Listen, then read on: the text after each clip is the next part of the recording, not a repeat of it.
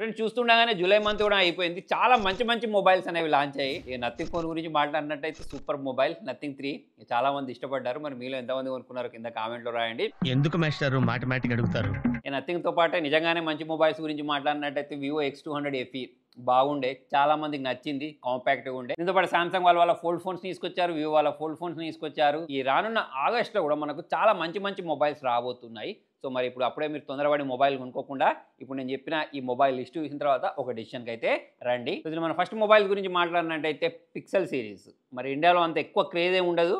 కాకపోతే కొనేవాళ్ళు కొనుక్కుంటూనే ఉంటారు. చూడ్డానికి బాగుంటాయి. కెమెరా పర్ఫార్మెన్స్ బాగుంటుంది. మొబైల్ పర్ఫార్మెన్స్ బాగుండదు. అయితే సరే ఆ పర్ఫార్మెన్సే బాగుండడానికి వీళ్ళకి సంబంధించిన టెన్సార్ G5 ప్రాసెసర్‌ని TSMC వాళ్ళతోటైతే తీసుకొని రాబోతున్నారు. సో మరి ఈ చేంజెస్ కారణంగా ప్రాసెసర్‌లో ఎటువంటి ఇంప్రూవ్‌మెంట్స్ ఉండబోతున్నాయి అనేది అయితే చూడాల్సి ఉంది. మరి జనరల్‌గా వీళ్ళు 4 మొబైల్ తీసుకొస్తూ ఉంటారు కదా! ఒకటి పిక్సెల్ 10 ఉంటుంది ఈసారి. దాని తర్వాత పిక్సెల్ ఎక్సెల్ అని ఉంటుంది. పిక్సెల్ ప్రో అని ఉంటుంది. దాని తర్వాత పిక్సెల్ ఫోల్డ్ కూడా తీసుకొస్తారు. మరి ప్రైజింగ్ గురించి మాట్లాడినట్టయితే ఫోల్డ్ 1,00,000 దాటిపోద్ది.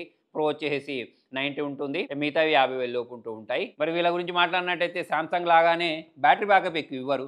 అదే 4900 mAh బ్యాటరీ ఇంకా తక్కువ mAh బ్యాటరీని ప్రొవైడ్ చేస్తూ ఉంటారు. ఇప్పుడు చూసుకున్నట్టయితే వేరే బ్రాండ్స్ అనేవి అన్ని 7000 mAh ఇస్తున్నారు. ప్లస్ ఫాస్ట్ ఛార్జింగ్ కూడా 90 వాట్స్ 100 వాట్స్ అటువంటివి ఇస్తూ ఉంటారు. మరి వీళ్ళ గురించి మాట్లాడినట్టయితే తక్కువ ఫాస్ట్ ఛార్జింగ్ సపోర్ట్ చేసే మొబైల్స్ని తీసుకొస్తూ ఉంటారు. చూద్దాం మరి ఈసారి జనాలు పిక్సెల్ సిరీస్‌ని ఇష్టపడతారా?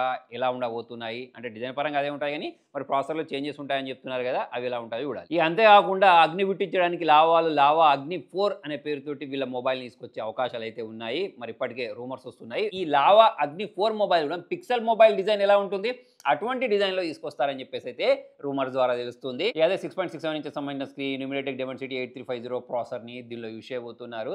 మరి ఈ లావా మొబైల్స్ గురించి మాట్లాడినట్టయితే కన్సిస్టెన్సీగా మొబైల్‌ని తీసుకొని రావట్లేదు. ప్లస్ కెమెరా పర్ఫార్మెన్స్ అనేది చెత్తగా ఉంటుంది. యూఐలో ల్యాగ్ ఉంటుంది. మరి వీళ్ళు ఫాస్ట్‌గా ఇంప్రూవ్ చేసుకుంటే బాగుంటుంది. మన ఇండియన్ బ్రాండ్ కాబట్టి మనం కూడా కొనుక్కొని దీన్ని ఎంకరేజ్ చేయొచ్చు. ఇక మరి మనం ఇండియన్ బ్రాండ్ కదా అని చెప్పేసి కొనుక్కున్న తర్వాత మొబైల్‌ని ల్యాగ్ అవ్వకుంటూ కెమెరా పర్ఫార్మెన్స్ అనేది బాగుండకపోతే జనాలు కొంచెం ఇంట్రెస్ట్ చూపించలేదు. కాకపోతే వీళ్ళు ఇచ్చే స్పెసిఫికేషన్స్ అదిరిపోతూ ఉంటాయి. అంటే గ్లాస్ బిల్డ్ తర్వాత మనకు UFS 3.1 స్టోరేజ్ తోటి LPDDR5X ర్యామ్ తోటి ఈసారి మొబైల్ తీసుకొని రాబోతున్నారు. ప్రైస్ గురించి మాట్లాడితే అదే 20,000-25,000 దగ్గరలో ఉంటుంది. మరి ఈసారి వీళ్ళు UI పరంగా ప్లస్ కెమెరా పరంగా ఇంప్రూవ్ అయితే బాగుంటుంది. దీంతో పాటు సామ్సంగ్ వాళ్ళు వీళ్ళ ఫ్లాగ్షిప్ మొబైల్స్ అదే ఫోల్డ్ తర్వాత ఫ్లిప్ తీసుకొచ్చేసేసారు కదా! ఇది ఒక మొబైల్‌ని అయితే మిస్ చేసేసారు. అదేంటో చెప్పండి? Samsung S25 FE. సో మరి ఈ మొబైల్ కూడా ఇదే మంత్‌లో లాంచ్ అయ్యాయి. అంటే అది ఆగస్ట్‌లో లాంచ్ అయ్యే అవకాశాలు ఉన్నాయి. మరి దీని గురించి మాట్లాడినట్టయితే లాంచ్ అయినప్పుడు 50,000, 60,000 అట్లా పెడతారు. కాకపోతే బిగ్ బిలియన్ డే వస్తది చూసారా? అప్పుడు దాని ప్రైజింగ్ తీసుకొచ్చి 35,000 పెడతారు. మరి ఈసారి కూడా దీనితోటి ఇదే జరిగే అవకాశాలు ఉన్నాయి. దీనిలో Exynos 2400 ప్రాసెసర్ వాడే అవకాశాలు ఉన్నాయి. Exynos ప్రాసెసర్ దరిద్రం అనుకుంటే వీళ్ళతోటి ఇంకొక దరిద్రం ఏంటి అంటే బ్యాటరీ బ్యాకప్ ఎక్కువ ఇవ్వరు. 4900 mAh బ్యాటరీ ఇస్తున్నారు ఈసారి. దీంతో పాటే ఇక ఫాస్ట్ ఛార్జింగ్ అంటారా? మాకేం సంబంధం అనుకుంటూ ఉంటారు వీళ్ళు. ఈసారి కూడా అదే 45 వాట్స్ ఫాస్ట్ ఛార్జింగ్ సపోర్ట్ చేసే విధంగా ప్లస్ బాక్స్‌లో చార్జర్ ఇవ్వకుండా అన్ని రకాల ప్లాన్లు అయితే వీళ్ళు చేస్తూ ఉంటారు. ఓవరాల్ చూసుకున్నట్టయితే లాంచ్ అయినప్పుడు ఈ మొబైల్ అనేవి వాల్యూ ఫర్ మనీ కాదు గానీ ఇంకా అంటే ఇప్పుడు ఫ్లిప్‌కార్ట్ బిగ్ బిలియన్ డే వస్తది చూసారా? సో ఆ ఫ్లిప్‌కార్ట్ బిగ్ బిలియన్ డేలో ఇదే 55,000 మొబైల్ 35,000కి సేల్ చేసేస్తూ ఉంటారు. ఇప్పుడు S24 FE తోటి జరిగింది ఏంటి? లాంచ్ అయినప్పుడు ఎక్కువ ఉండే 55,000 అట్లుండే. సంవత్సరం మొత్తం కూడా 45,000 ప్రైజింగ్‌నే మెయింటైన్ చేసేసారు. కాకపోతే మొన్న సేల్ సీజన్‌లో ఏం చేశారు? దీని ప్రైజింగ్‌ని 35,000 పెట్టారు. 35,000 పెట్టినప్పుడు ఆరంగా మొబైల్ కొనుక్కోవచ్చు. మంచి ఫీచర్స్ ఉంటాయి 35,000 పరంగా చూసుకున్నట్టయితే. మరి S25 FE తోటి కూడా ఇదే జరిగే అవకాశాలు ఉన్నాయి. సో మరి ఇట్లా మరి మొబైల్ ప్రైస్ అనేది తగ్గినప్పుడు మీకు ఎట్లా తెలుస్తది అని అంటే మన Telugu tech to deals Telegram channel ఉంటుంది. ఇక్కడ క్యూఆర్ కోడ్ పెడుతున్నాను. దాన్ని స్కాన్ చేసి దానిలో జాయిన్ అయిపోయారనుకోండి.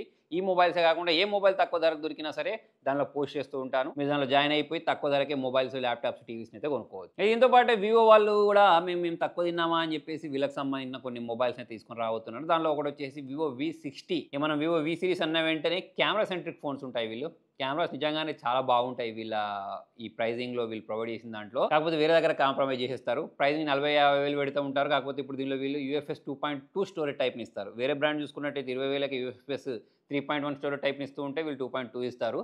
సరే ఆ విషయం మనం పక్కన పెట్టినట్టయితే IP69 వాటర్ రెసిస్టెంట్ ఉంటుంది. మరి ప్రాసెసర్ గురించి మాట్లాడినట్టయితే స్నాప్‌డ్రాగన్ 7 Gen 4 ఉండబోతుంది. సో మరి చాలా మంచి ప్రాసెసర్. అంతేకాకుండా 6500 mAh battery, 90 watts fast charging, 50+8+50 megapixel back camera, 50 megapixel selfie camera, AMOLED display ఇవన్నీ దీనికి ప్లస్ పాయింట్స్ అవ్వబోతున్నాయి. దీంతో పాటే వివో వాళ్ళ వివో 40R అని తీసుకొని రాబోతున్నారు.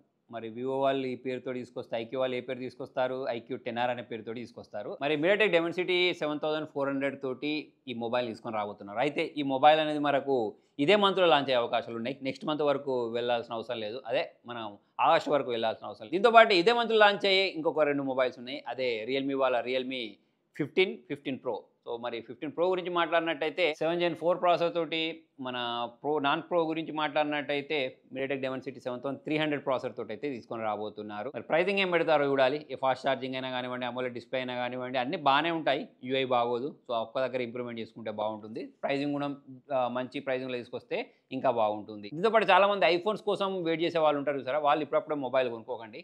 నెక్స్ట్ మంత్ కాదు కానీ సెప్టెంబర్లో ఐఫోన్ 17 సిరీస్ అయితే రావు. అయితే ఐఫోన్ 17 సిరీస్లో ప్రత్యేకతలు ఏంటి అంటే ఈసారి ప్లస్ సిరీస్ని తీసేసి ఏ సిరీస్ తీసుకొని రాబోతున్నారు అంటే గాల్లాగా బాగా తేలికగా ఉంటుందట, సన్నగా ఉండే మొబైల్ని తీసుకొని రాబోతున్నారు. మరి ఆ మొబైల్ అంతా సన్నగా పెడుతున్నారు అని అంటే మరి పైసలు లేదా డబ్బులు ఎలా పెడతారు అనేది అయితే చూడాల్సి ఉంది. దీంతో పాటే మనకు ఈ ఐఫోన్ 17 సిరీస్ ఉంది చూసారా, బేస్ వేరియంట్, దానిలో 60 Hz కాకుండా 120 Hz రిఫ్రెష్ రేట్ ఇవ్వబోతున్నట్టయితే తెలుస్తుంది. యాపిల్ వాళ్ళు అవే ఫీచర్స్ ఇస్తూ ఉంటారు. ప్రాసెసర్ కొంచెం ఇంప్రూవ్మెంట్ చేసుకుంటూ ఉంటారు. కెమెరాలను కొంచెం అటు ఇటు జరుపుకుంటూ ప్రైజింగ్ అయితే బాగా పెంచుకుంటూ పోతూ ఉంటారు. మరి ఈసారి ఎంత ప్రైజింగ్లో తీసుకొస్తారు అనేది అయితే చూడాల్సి ఉంది. మొత్తానికి ఇది ఫ్రెండ్స్ ఈ మంత్ రాబోయే మొబైల్స్. మరి ఈ మొబైల్స్లలో మీరు ఏ మొబైల్ కోసం వెయిట్ చేస్తున్నారో కింద కామెంట్లో రాయండి. Thank you.